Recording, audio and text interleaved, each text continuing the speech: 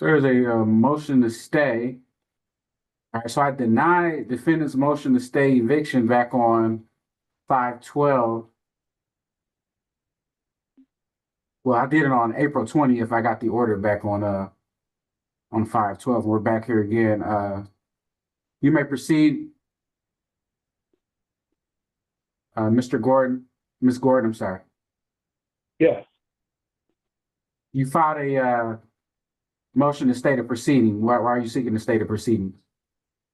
Yeah, I do, because both times when I went down there and filed, I did leave two money orders down there in escrow with the courts, both for the amount of $1175, one on 4/9, and then I did another one and left money on 6/8 in the same amount. And then also on 5/22, I made a payment of $800. And then today I have a money order, cashier check with me for $1,200 that I'm going to drop off to the office. And then on the 30th, I'll have another cashier's check for $1,200. The only reason why I'm really asking to stay is that I was off for a month doing radiation treatment for prostate cancer, stage 3. So I was doing that. And both me and my mom have been here since 2015. So I just got a little behind because I was off, but now I am back to work full time. So you pay, so the amount you owe is $59,1457. You pay two payments of $1175, which is $2350. Then you made another payment today of $800. I made $800 on 5/22. And then I have a cashier's check with me right now that I'm going to drop off for $1,200. And then on the 30th, I'll have another cashier's check for $1,200 because that's my payday on the 30th. All right, but that leaves $364.57 remaining for my math. I don't know, Mr. Cox, if you've been following. Slightly, Judge. I do know that he put $1175 down on April the 9th, that we only recently got released by the court. In fact, we don't show that as having been applied to the ledger, but if I apply that and then the $1175 he put down for this motion, that leaves me at 38. Let's see.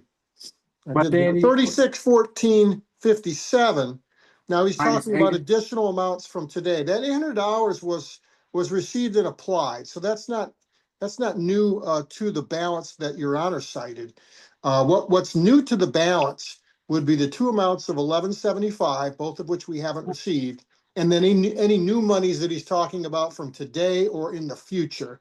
So I guess my math, Judge, is 3614.57 with the application of the two amounts from escrow. If that makes sense. Okay. And then I have another cashier's check that I'm going to drop off today for $12. And then on the 30th, I'll have another cashier's check for $12.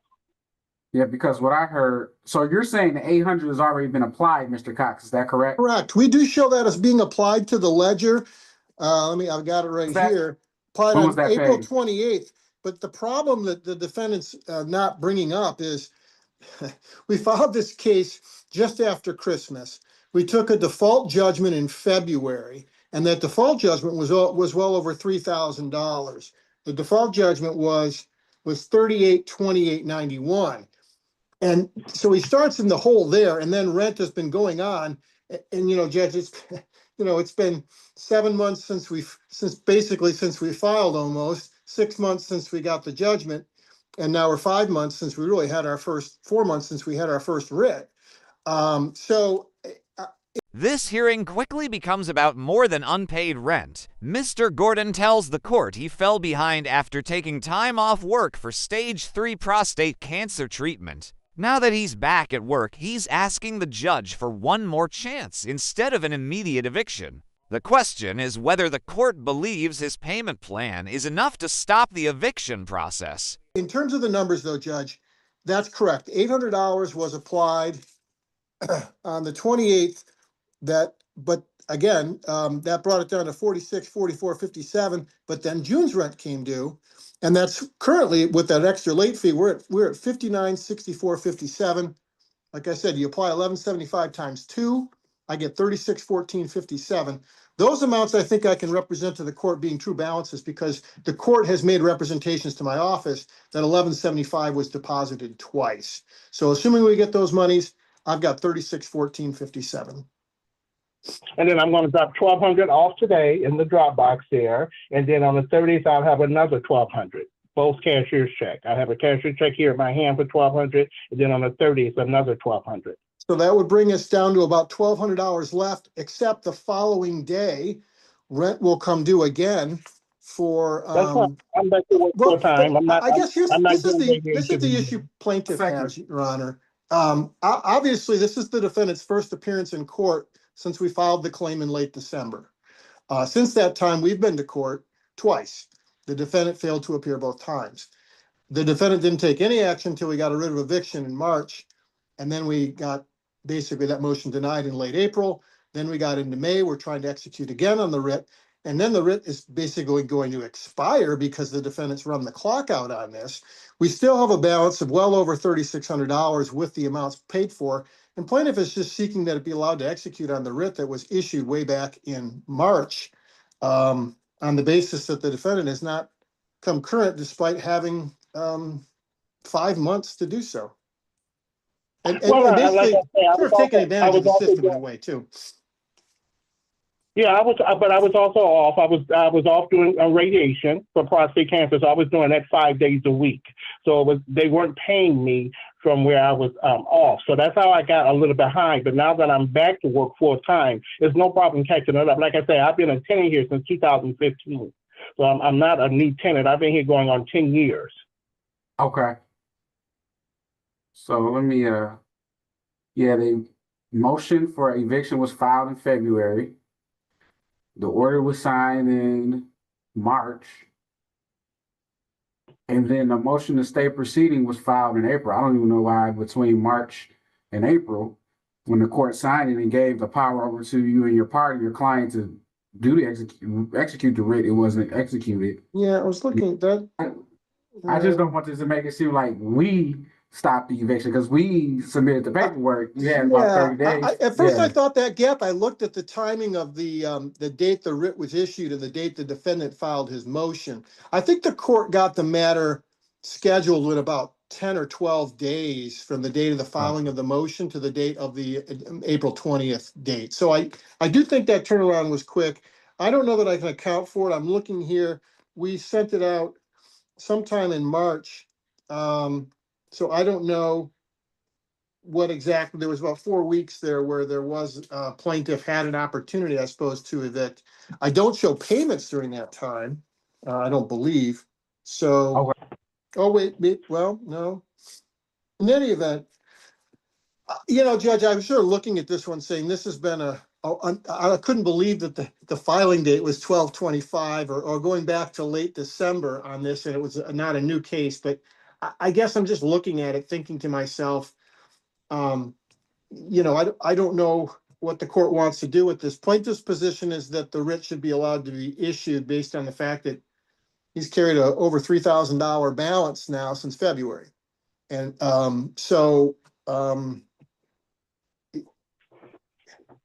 and again, go ahead, Judge.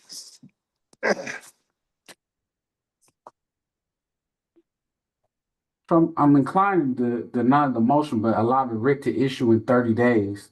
And if the payment's not paid, Ms. Gordon, you got to go. But if you can catch everything up and get back on track and understand that now you will have July's rent, then you make a payment, they'll withdraw the writ, and go from there. That's not, deny.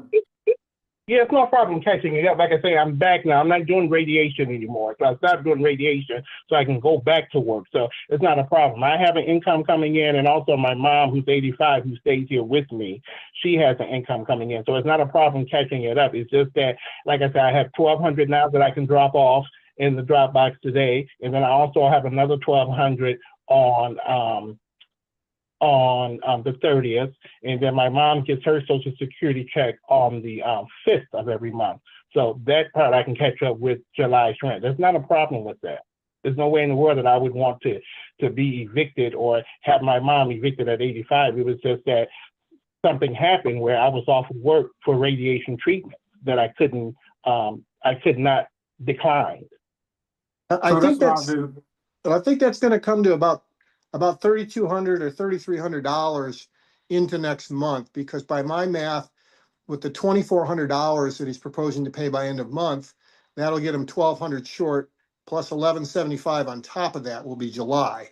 So those will be the amounts I think that need to be addressed, if assuming the other payments go through and we get the monies from the court. So I'm sorry, Judge, I cut you off. I apologize. So we'll release the escrow. You got the April. We'll release the escrow that was paid in June, I want to say. Yep. So June escrow release. Total amount owed to remain is, what's that final amount, Mr. Cox, to remain? Well, Judge, if we take the 1175 previously released by the court and we take the 1175 that the court's releasing today, my math comes out to be 361457. Now, this does not account for monies that Mr. Gordon is talking about today. I know he said he had monies today. I don't know the status of those. They're not on my ledger. So as of the point where we can determine the amount due and owing, I think it's 361457 without July. That's just through June. All right, so we're gonna add in July because that's gonna be the final number. All right, that would be So 361457. And then I think we show rent of being, so now I see 1195 now on the most recent rent assessment, where 1175 had been the previous one.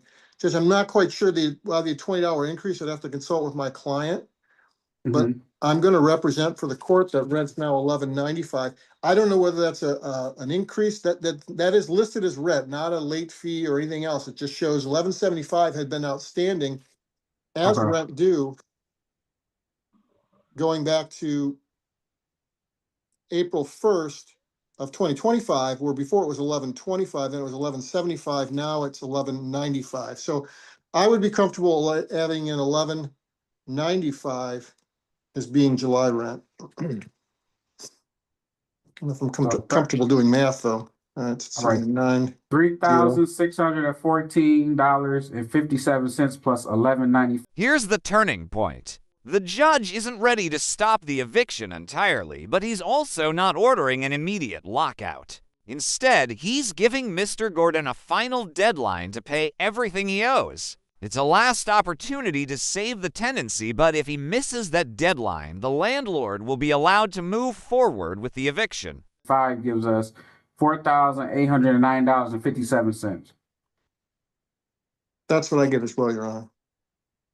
All right, so Ms. Gordon, that's where we're at. So I'm gonna deny the motion to stay because that allows the writ to stay in place without them having to reapply. I'm gonna give them a writ to issue and execute on July 27. So you got until July 27. If you pay all this money, then they'll withdraw their writ and you'll be able to stay. So I think I don't get the next pay until the 30th. I'm saying July 27. Oh, you're saying July 27th? Yes. So if everything is not caught up, then they can execute the writ on that day. That's fine. Yeah, it'll be caught up by July 27th. I guess I'd be remiss, Judge. I'm looking at the ledger. Every other month, my client has assessed a $75 late fee on the 5th of the month and a second $50 late fee on the 10th of the month. Yeah, and then also, what's the 238 legal fee that they charge me? Those amounts would be the amounts that were charged to bring you to court. Summons and complaints. I'm sorry. Are they allowed to charge me the 238, Your Honor? The legal fees that that we're assessing with Judge, this actually was, there's 2 tenants on the summons and complaint and on the judgment and on the writ. Consequently, our costs are a bit higher than it would be with one because of proofs of service, but we had 2 proofs of service and 1 filing fee. That's where the 238.79 came in, and that goes all the way back to the date of the filing of the complaint and the judgment that was entered by the court in February. Yeah, I'm just Okay. asking Your Honor. I know Oh, about the okay. late I'm fees, sorry. but I I was answered asking Your for, Honor. I thought the judge answered. I'm sorry. Yeah, I was asking Your Honor about the 238. I know the late fees that they charge the complex, but I was confused about the 238 that you guys can charge every month. Are they allowed to charge that, Your Honor? You talk about the service Legal and fees. It complaint says fees? legal fees. Yeah, it says legal fees. Uh-huh. I have not seen that on the ledger before. That's new to me. Yeah, I Judge, have it on my ledger. But typically, we don't have a monthly, we don't have a monthly legal fee. We have a legal fee that was issued, if you're looking at the ledger, which it was December 30th, 2025. And frankly, Judge, that's the same on any landlord tenant case where we assess the cost of the filing of the summons and complaint and the proofs of service.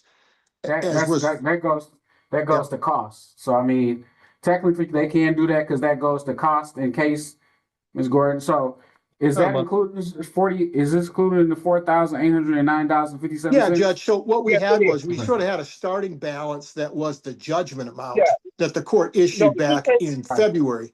And then we've been but the adding on to 238 that as, I'm sorry, I want to talk Yeah, over the Mr. 238 Gordon. is included in there, Your Honor. It is. Well, Ms. Gordon, 1 second, because we got to talk one at a time. Because anybody want a transcript, the court reporter, my court reporter cannot do two people at the same time. She got to figure it out. So one at a time. So go ahead, Mr. Cox. Oh, I was just going to say that the balance that we started with, in terms of calculating the amount due, the starting point on that was the judgment that was issued by the court in February.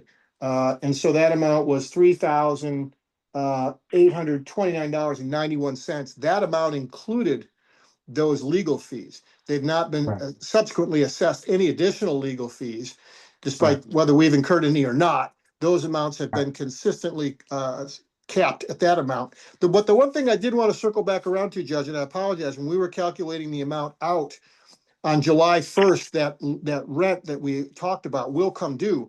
But if Mr. Gordon doesn't pay that amount on or before, say, June the 10th, I do show there would be $125 in late fees that would become due. Obviously, if he pays before July 1st, there would be no late fees for July. But if he paid by July 5th, so I guess what I'm telling Your Honor is there's going to be late fees that my client isn't authorizing me to waive just because she's making sort of this payment plan. They would also come due because the July rent would not be paid timely. No, okay. Is it my turn, Your Honor? Yes.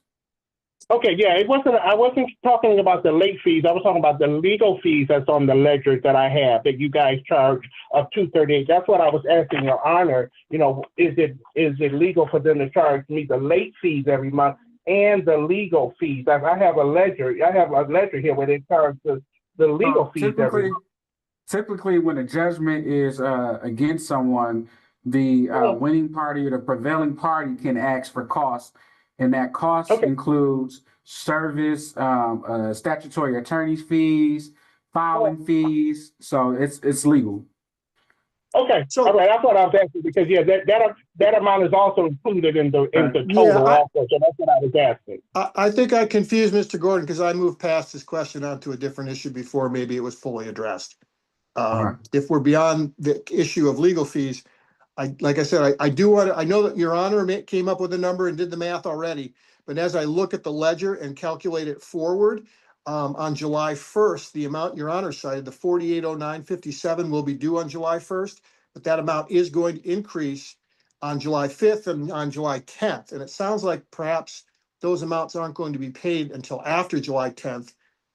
I would request that the late fees that would come due under the terms and conditions of the lease agreement also be added into that, which would be another $125. So I guess the big question is, in July, when can you pay July's rent, Mr. Gordon? I get three pays in July. I get one on the 2nd, I get one on the 16th, and I get one on the 30th. Yeah, that was a bad question about me because we're at the end of June. So obviously we got to add the late fees in there as part of the contract. So the update amount would be $4,959.57. So Okay. So Yeah, it that's wasn't the about the amount. late fees, it was about the legal fees I was asking, Your Honor, the legal.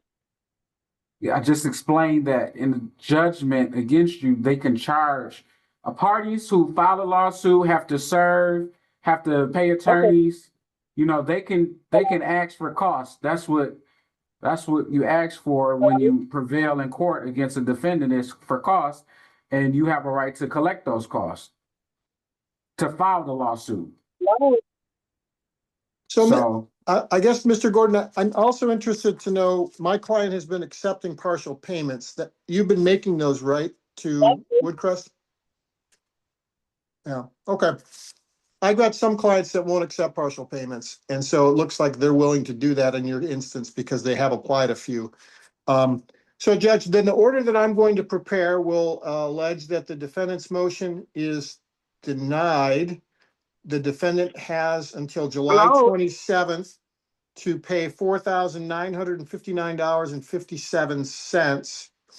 The amount held in escrow by the court of 1175 is hereby released to plaintiff's attorney, and a writ of eviction shall issue after July 27th if the amount is not paid in full. Yeah, it's immediate writ to issue and execute. Immediate writ, yeah, because I was going to say the writ that we had, I think, is stale by now, so we would need a new writ. So we would be able to submit that and it would be immediately executed by the court. Okay, I'll put that language in there as well. All right, so we're all set. You know what you need to do, Miss Gordon. So we're all set. All All right, right. thank you both. Have Have a good day. You too.